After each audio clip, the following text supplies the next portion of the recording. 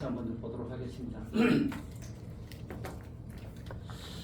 예, 히브리 성경 제목은 요나입니다. 말씀을 드렸듯이 소선지서는 선지자의 이름을 가지고 다 이렇게 책의 제목이 되어 있다고 말씀을 드렸죠, 그죠? 책의 특징을 한번 보시면은 예언서로 구성되어 있지만은 예언적 메시지가 거의 선포되지 않는 그런 책입니다. 단 한 문장만 예언이 선포되어 있습니다. 40일이 지나면 니느웨가 무너지리라. 요 딱 한 문장만 예언이 되어 있고 나머지는 다 다른 얘기를 하고 있어요, 그죠? 요나스 읽어보셨나요, 다? 네. 어제 저녁에? 네. 제가 드린 자료도 읽어보셨나요? 네. 아마 공감되는 부분이 있으셨는지 아니면 좀 새로운 글에서 여러분들이 공감이 되지 않는 부분도 일부 있으셨을 것 같은데 이런 관점에서 한번 또 요나서를 보면은 여러분들이 좀 다른 시각에서 요나서를 볼 수가 있을 것 같고 또 요나서를 하나님이 주신 말씀인 요나서가 훨씬 더 풍성하게 여러분들에게 다가오지 않을까 하는 생각이 듭니다. 굉장히 잘 구성되어 있는 이야기입니다. 그렇죠? 아주 탄탄한 그 스토리를 가지고 있고 또 이 뭐라 그럴까 플롯도 참 잘 돼 있고 그래서 3인칭으로 이렇게 구성되어 있는 내러티브 형태인데요. 선지자의 삶을 통한 복잡한 인간 내면과 하나님의 헤세드를 잘 전달하는 책이다. 이렇게 보시면 될 것 같습니다. 조금 어려운 표현이긴 한데 한번 의미를 살펴보면은 충분히 어떤 의미인지 여러분들이 생각해 보실 수 있을 것 같습니다. 내용이 굉장히 빠르게 전달이 되죠, 그죠?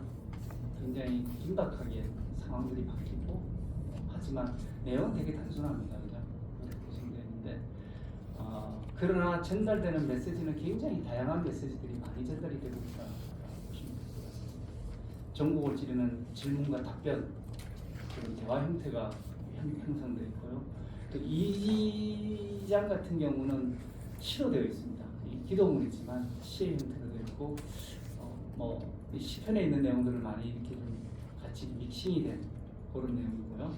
또 단어나 문장들이 막 반복이 많이 되면서 다양한 문학적 형식으로 구성되어 있다고 보시면 됩니다.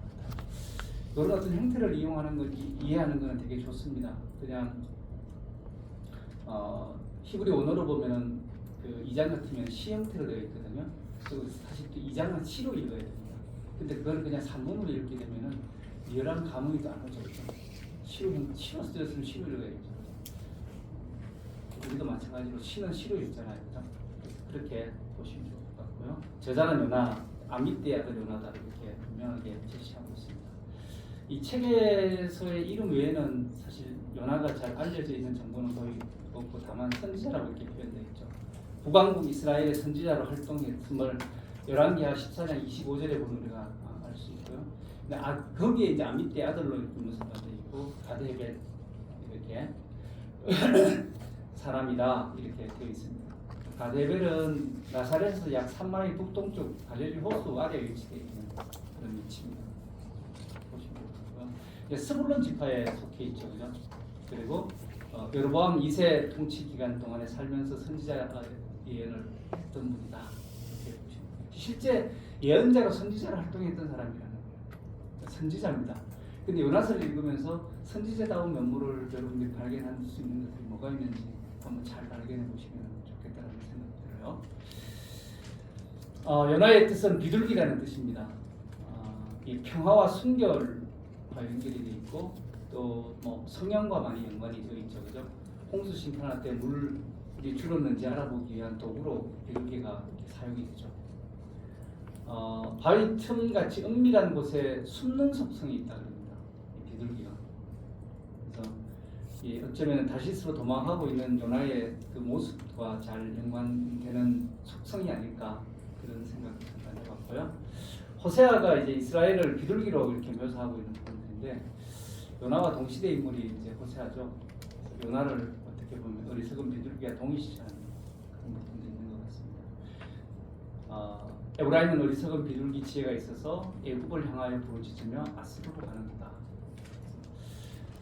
이런 형태로 여러분들이 그냥 이해를 하시면 좋겠다라는 생각이 반드시 이거다. 제가 늘 말씀을 드렸듯이 제가 여러분들하고 교제하고 있는 내용들이 정답이다라고 말씀을 드리지는 않고 이렇게 이해할 수도 있다라는 얘기들을 많이 하고 있잖아요.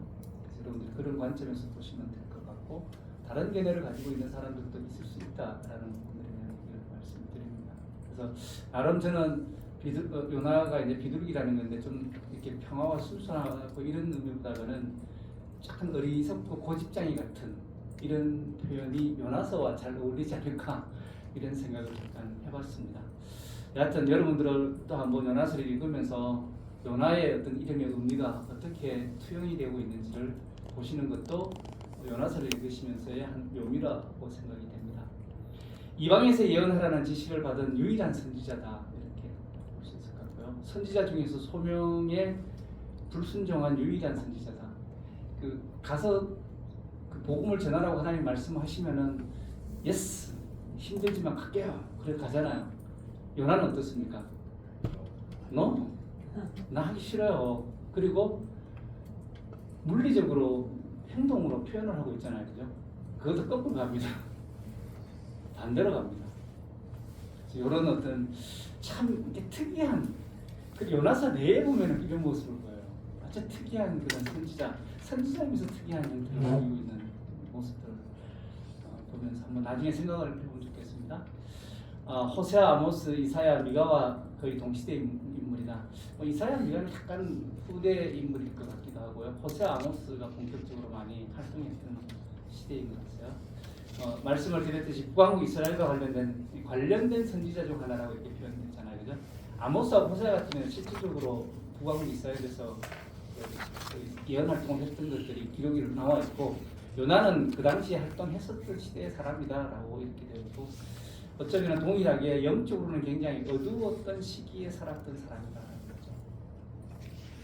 어떻게 보면은 북왕국 이스라엘의 영적인 어떤 그런 상태들, 또 그 하나님의 사람이라고 얘기하는 어떤 그런 리더들의 그 상태들이 요나서에 굉장히 잘 투영되어 있다라고 보실 수 있을 것 같습니다. 그런 관점에서 한번 요나를 읽어보면은 여러분들이 그냥 요나가 하기가 싫지만 하나님께서 그를 회개하게 만들어서 복음을 전하게 만들고 이런 메시지로만 요나서를 읽지 않게끔 제가 이번에 요나서를 같이 강의를 하면서 생각했던 부분들이 사실 소선지자 중에서 제일 많이 신경을 썼던 부분이 요나서를 저도 준비를 많이 했고, 그래서 그런 어떤 그 요나서를 다른 시각에서 한번 봤으면 좋겠다라는 관점에서 그런 표현들을 한번 해봤습니다. 예, 청중은 아시리아 니느웨죠, 그죠? 분명히 그렇게 되어 있습니다. 최초로 이방인에게 해결을 촉구를 했고 그들이 회개했고 하나님의 뜻을 돌이키셨다라는 부분이 되어 있습니다. 참 이스라엘 백성들하고는 이렇게 저 메시지를 던졌을 때 안 돌아왔잖아요. 근데 우리 이방인은 돌아왔어요. 이거 어떤 메시지일까요? 그죠? 단순히 그렇게 볼 것들이 아니라 많이 생각해 볼 수 있는 책이기도 한 것 같아요. 우리가 소선지를 하면서 북이스라엘에 이렇게 많은 선지자들이 들어가서 그들이 돌아오고 회개하라고 외쳤지만 그들이 끝까지 안 돌아왔다라고 되어 있잖아요. 맞죠?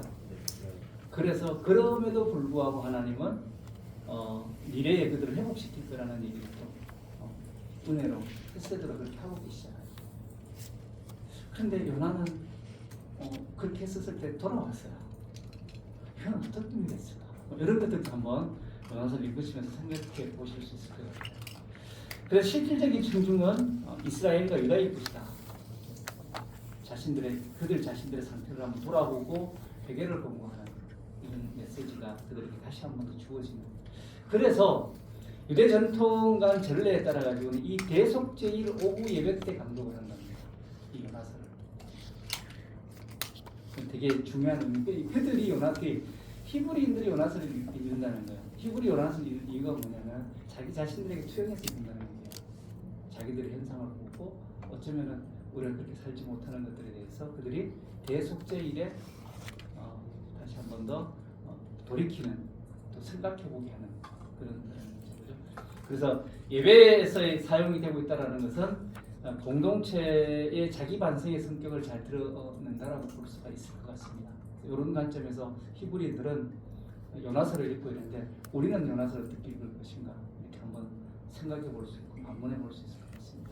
예, 요나서 전체적으로 그 우리 선지자들이 활동했던 것들을 지난번 한번 자료도 보여드린 것 같은데 요 표를 한번 보면은 조금 더 이 선지자들이 17명의 선지자들이 어떻게 활동했는지 종합적으로 볼 수 있다라는 거고요. 요나는 지금 어디에서 활동했죠? 메시지를 전한 거라고요? 니느웨는 어디 수도라고요? 아시리아 수도고 이렇게 좀 한번 보실 수 있겠다. 네, 기록 연대는 북왕국 이스라엘의 여로보암 2세 시대 때 이제 실질적으로 그때 활동을 했으니까 그죠? 그때 시대로 이렇게 보여진다. 그때 이 아시리아가 팽창주의가 성공을 거두기 전에 아수르 단 3세의 통치 기간으로 추정을 하고 있다 이렇게 보시면 됩니다. 나름 이 시기에 뭐 지진도 있었고 그들이 나름 이렇게 은하의 예언의 메시지를 받아들일 수 있는 그런 준비가 되어 있었던 것을 나중에 살펴보겠지만은 이 시기에 있었을 거다라고 추정을 하고 있고요. 참고로 이제 고전 이전 시대의 그 선지자들을 엘리야 또 엘리사 시대라고 얘기를 합니다. 제가 열왕기 상하의 내용들이 엘리야 본문이 있다라고 이렇게 말씀을 드렸는데 제가 지금 정확하게 나중에 내일 한 번 더 말씀을 드리겠습니다. 몇 장부터 몇 장까지가 나오는 부분들인데 이제 많은 부분이 약 40~50%를 이 두 예언자에 대한 얘기를 하고 있는데 이때 이제 보통 고전 이전 시대라고 이렇게 얘기를 하는데 고전 시대는 이제 아모스, 호세아, 미가, 이사야 그 시대 8세기 시대 때 활동했던 선지자들이라고요. 그 이후를 이제 뭐 이후 시대라고 이렇게 하고 있는데 요나가 가도기 시대 선지자로 활동을 했다라고 다들 이렇게 표현을 그렇게 하고 있는데 고전 이전 시대 때는 말씀 선포의 대상이 주로 왕이나 관료를 대상으로 이렇게 했다라는 거예요. 그렇죠. 엘리야, 엘리사는 전부 왕을 대상으로 했지 않습니까? 서로 심판의 선언이 있고 나가지고 예언하고 나가지고 반드시 회개가 포함되어 있지는 않아요. 그 다음에 뭐 그 훨씬 뭐 홍수 고모에서 이 바벨탑 같은 훨씬 그 이전 얘기이긴 합니다만은 또 그 예언의 내용보다는 인물의 활동에 초점이 많이 맞춰져 있죠. 엘리야하고 엘리사가 어떤 활동을 했는지. 사실 또 엘리야하고 엘리사 보면 엘리야 같은 경우도 오늘도 잠깐 보겠지만 굉장히 심적으로 갈등을 많이 겪고 인간 내면의 어떤 것들이 잘 드러나는 이 선지자로서의 활동을 하면서 내면들이 잘 드러나는 도망가면서 괴로워하고 있는 그런 엘리야의 모습들을 보고 우리는 참 어떻게 선지자가 저럴 수 있을까 이렇게 생각해 볼 수가 있는데 인간 내면의 깊은 갈등들을 좀 잘 다루고 있는 그런 부분이기도 하죠, 그죠? 이제 고전 시대 아모스하고 호세아, 미가, 이사야 같은 경우는 말씀의 선포 대상이 그 왕 제사장뿐만 아니라 사회 전반으로 모든 백성에게 전 계층들로 확대가 되기 시작해요. 그 차이가 약간 있다라는 거죠, 그죠? 주로 이제 아시리아의 침략의 위기를 시작으로 해가지고 영적인 각성을 촉구하는 전체 리더들뿐만 아니라 이 백성들의 영적인 각성을 촉구하는 이런 내용들도 좀 많이 있고 심판이 선포가 되면 반드시 회개가 따르는 이런 내용들로 구성이 되어 있다. 좀 차이가 있죠, 그죠? 고전 시대, 고전 이전 시대와 고전 시대하고 차이가 있다라는 건데 요나가 이제 드디어 회개를 선포하고 선지자가 선포한 재앙이 취소가 되기도 하고 또 하나님의 뜻을 돌이키기도 하고 이런 부분들이 이제 중간에 들어가 있으면서 전후를 조금 나눌 수 있는 이렇게 나누어 볼 수도 있다라고 이게 예언의 어떤 그런 차이를 좀 설명하기 위해서 이렇게 분류를 하는 학자들도 있어서 참고로 이렇게 제가 말씀을 드리는 거니까 이게 반드시 뭐 이렇게 구분을 해야 된다라고 얘기하는 건 아니니까 그렇게 이해를 해주셨으면 좋겠습니다. 역사적인 배경을 보면은 뭐 꼭 이렇게 다 우리 계속 공부를 했던 내용이에요, 그죠? 이스라엘이 내부적으로는 부흥을 또 번영을 누리기 시작을 했던 이런 시기고 대적들의 위협들이 조금 더 심했던 그런 시기에 요나도 위치하고 있었다라는 부분입니다. 이 강대국인 아시리아의 정치적인 상황을 보면은 그 내부적으로 대외적으로 굉장히 사실 아시리아가 어려운 시기였어요. 이게 아수르 단 3세 시기에는 국력이 굉장히 침체기에 들어가기 시작을 합니다. 굉장히 강력했던 왕들이 그 이전에 있었는데 이 시기에는 국력이 많이 침체가 됐고요. 또 외부적으로는 뭐 지난번에 말씀을 드렸듯이 우랄루트인들이 계속해서 북쪽에서 이렇게 전쟁 침략을 해오면서 전쟁이 있어게 됐고 그때 이제 개길식이 있게 되면서 이 메소포타미아인들은 이렇게 일월성신 이렇게 해가지고 이 자연의 신들을 많이 섬겼지 않습니까, 그죠? 그런 신앙들에 의해 가지고 일식이 있으면 왕이 죽는다라는 그런 게 있었는가 봐요. 그래서 굉장히 불안했던 그런 시대에 있었고 또 그 이전에 이제 기근이 좀 있었고 또 뭐 계속해서 그 기근이 오랫동안 이어졌던 이런 부분들이 그 당시에 굉장히 내부적으로 불안한 아시리아 같은 경우는 시대에 있었다라는 그 삶이 피폐해져 있었다는 얘기죠. 정치적으로 불안하고 아시리아가 조금 니느웨에 지금 요나가 가서 복음을 이렇게 하나님의 말씀을 선포해야 되는데 니느웨 백성들이 가지고 있었던 지금 실질적인 상황이 있다는 게 이해가 되시나요? 그냥 가가지고 그냥 한 게 아니라 그들 내부적으로도 이런 상황이었구나라는 것들을 역사적인 이해를 하게 되면은 그들이 이 요나가 한마디 외쳤는데 돌아오게 된 결정적인 계기들이 시대적인 상황이 그들은 또 그렇게 받아들일 수밖에 없었구나라는 것들도 한번 보게 됩니다. 지혜로운 거죠. 사실 니느웨 백성들이 왕도 그렇고 그죠. 아마 그 왕이 우리가 정확하게 추정하기는 어렵습니다만은 아슈르 단 3세였을 거다. 이 표 계속 보고 계시는 거죠, 그죠? 네, 표를 보시면 지금 우리가 어디에 따라가고 있다라고 보실 수 있을 것 같아요. 그러나 요나의 시대에 아시리아는 여전히 강력한 세력이었고요. 또 위협 세력이었습니다. 강대국이었습니다. 그죠? 그 당시 고대 근동을 지배했던 제국으로 남아 있었던 거죠. 그래서 그 아시리아의 정책이 굉장히 잔혹했다라는 것들이 생생한 묘사들이 지금 그 부조에 그 신전 부조도 지금 많이 니느웨가 발굴이 되면서 거기에 이제 그런 부조들이 많이 나오기 시작을 했는데 또 그런 문헌들에게서 많이 이렇게 발견이 되고 있는데 굉장히 그 악정을 이렇게 많이 나중에 한번 볼게요.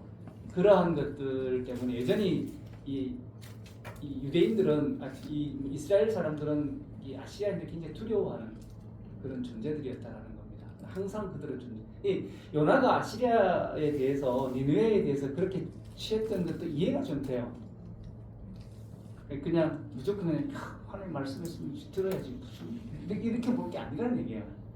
여러분이 그 상황에 처했으면 어떨까라는 것도 생각해보라는 얘기예요. 그죠? 이스라엘 내부적으로 북왕국에서 가장 강력했던 왕이 이스라엘 내부적으로는 이제 외세가 이렇게 약해지니까 내부적으로는 이렇게 다시 한번 회복될 수 있는 기회가 됐던 거잖아요, 그죠? 많은 지역을 회복을 하게 됐고, 그러나 종교적으로는 굉장히 악화가 됐다. 계속 말씀을 드렸으니까 이거는 넘어가겠습니다. 따라서 요나는 미래 자신의 조국을 멸망시킬 적국 아시리아를 돕는 것을 싫어했을 거다. 그죠? 약 100년, 150년 후에 요나가 염려한 날은 현실로 드러나게 되고요. 살만했을 옷에 의해서 이스라엘은 멸망합니다. 미래에 그 자기 조국을 멸망시킬 나라에 가가지고 그들 회개하라고 하고 싶겠습니까?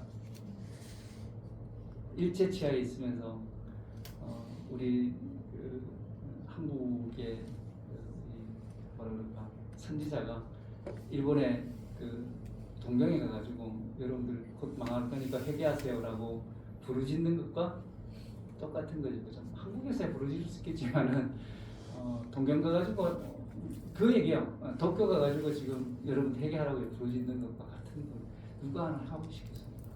그죠? 그런 일이 있었대요 옛날에 안희숙 여사하고 박장로님. 네, 한국에서 있었죠, 그죠? 동경 가서 한 게 아니고 그죠? 동경 갔다 동경 왔다는 갔다 죽으면 죽으리라 책에 나와 그래요? 있더라고요. 네, 하여튼 뭐 그런 것과 같은 역할이다.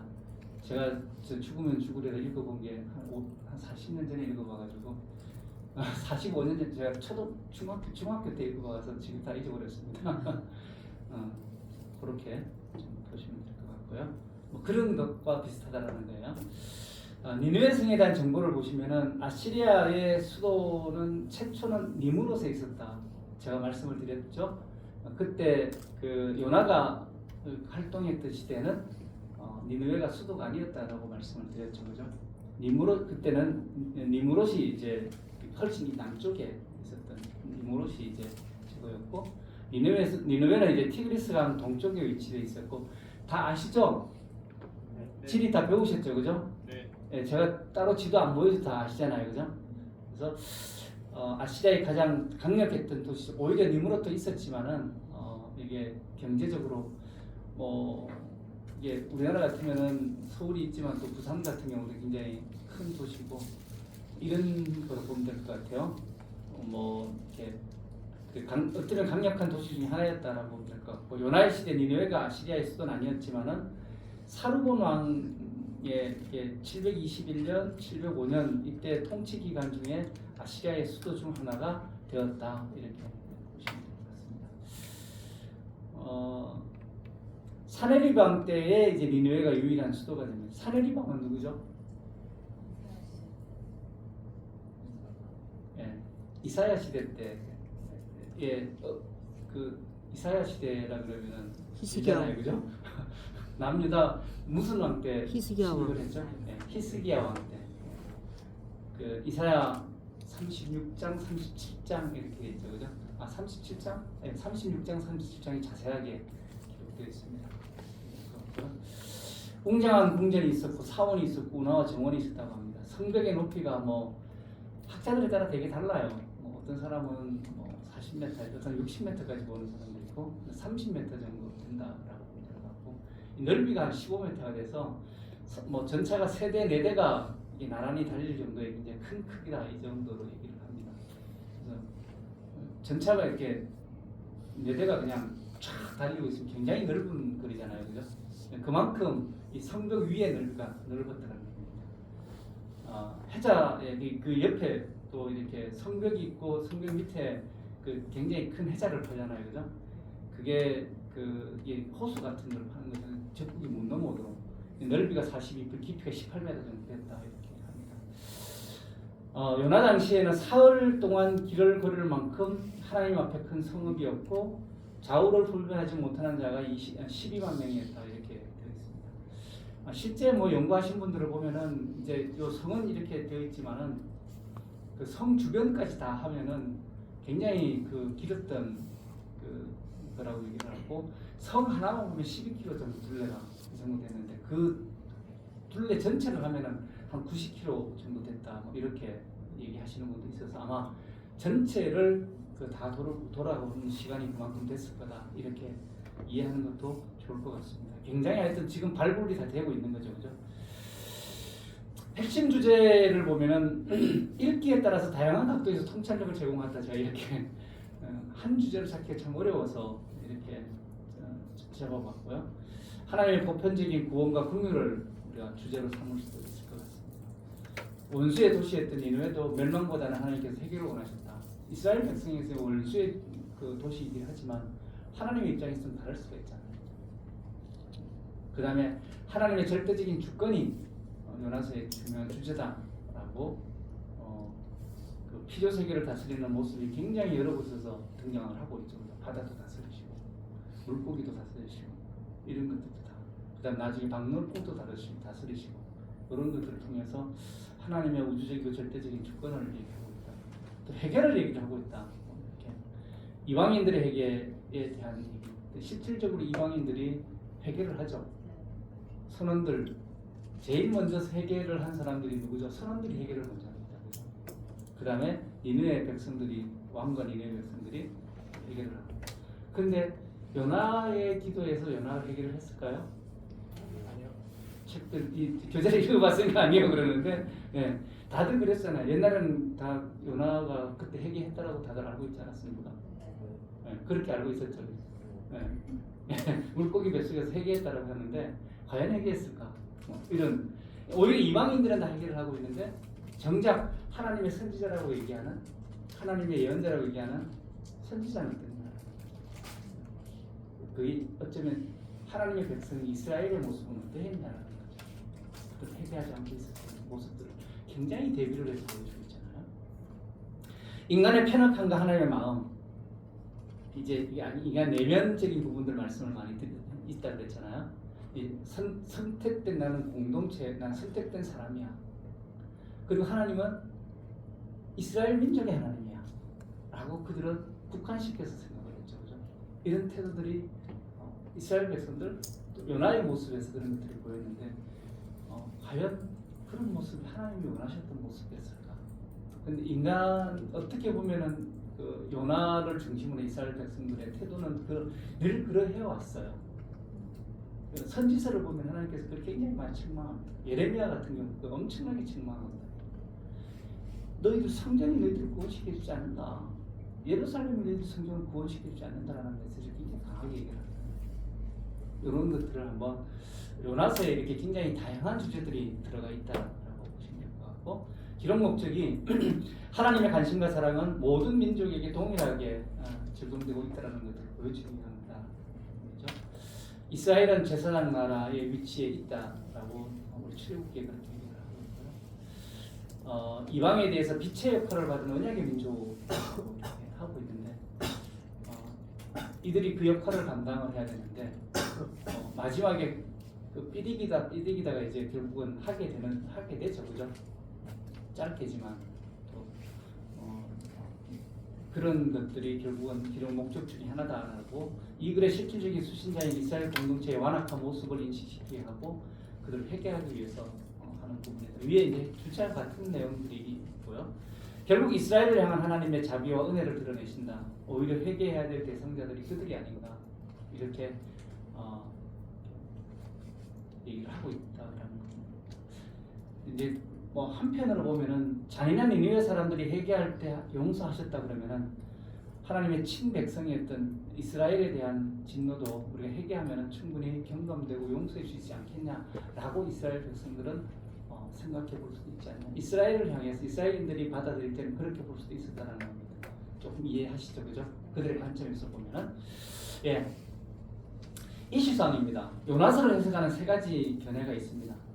요나서는 그냥 모든 상황을 상징적인 거야.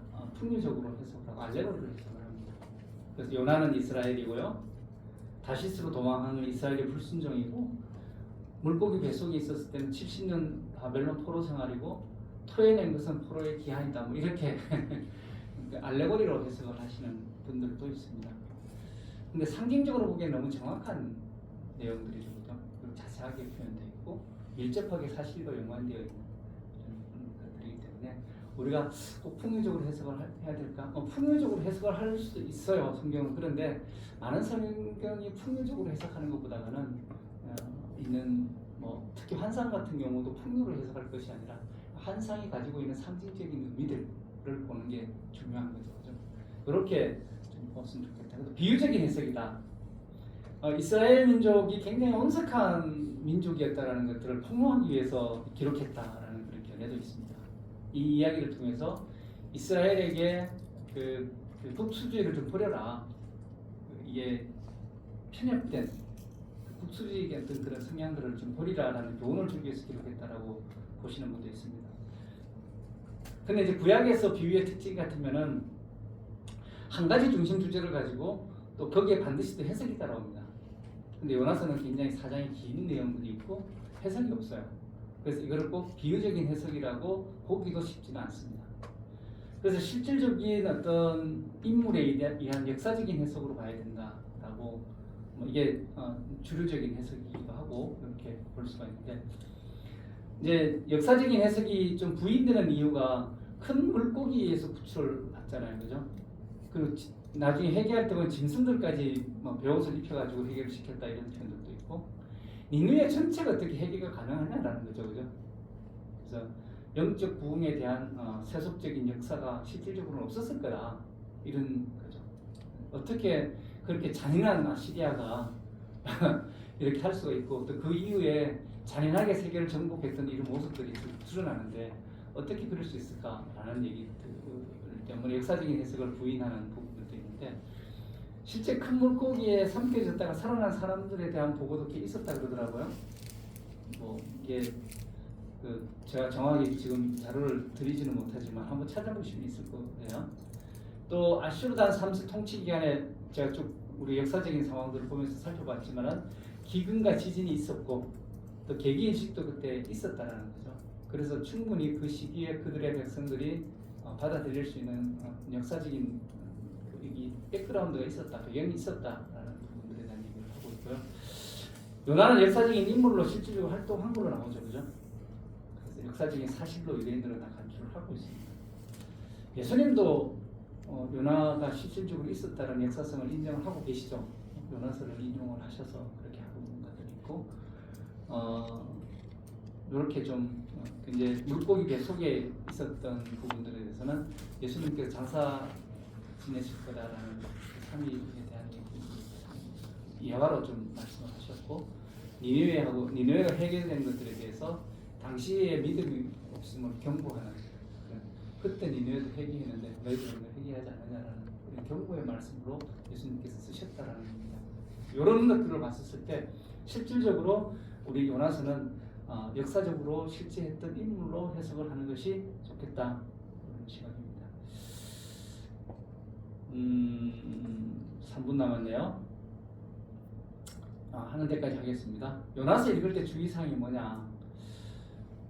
익숙한 본문의 필요에서 벗어나자. 이제 뭐 그저께 해석과 관련되는 얘기들을 잠깐 하면서 선입관, 선이해에 대한 얘기를 잠깐 했었는데, 요나서를 읽을 때야말로 정말 이것들을 버리고 읽어야 된다라는 겁니다. 변증법적으로 자꾸 접근하지 말자. 요나서의 근본 주제가 사실 이게 아니기 때문입니다. 물고기의 정체는 고래였는가? 큰 물고기가 뭐였지? 여러분 다 그렇게 보잖아요. 뱃속에서 3일간 살아남는 게 가능한 일이야? 이렇게 요나서를 보잖아요, 그죠? 니느웨는 3일 동안 그래 진짜 그렇게 큰 도시였어? 자꾸 이렇게 변증법적으로 접근한다는 게 무슨 얘기인지 아시죠? 자꾸 증명하려고 하는, 사실로 증명하려고 하는 그러한 시각에서 요나를 자꾸 접근해 보면 요나의 본질을 못 본다는, 요나서의 본질을 못 본다는 얘기예요. 그렇게 접근하는 방법들을 조금 버리고 요나서를 봤으면 좋겠다라는 거고요. 또 시대, 그러니까 니느웨 시대, 뭐 북이스라엘 시대, 자꾸 거기에 얽매여서 이렇게 이 요나서가 역사적인 산물로 인식하는 이런 것들을 고착화되는 것들이, 이런 게 사실은 썩 좋은 전통이 아닙니다.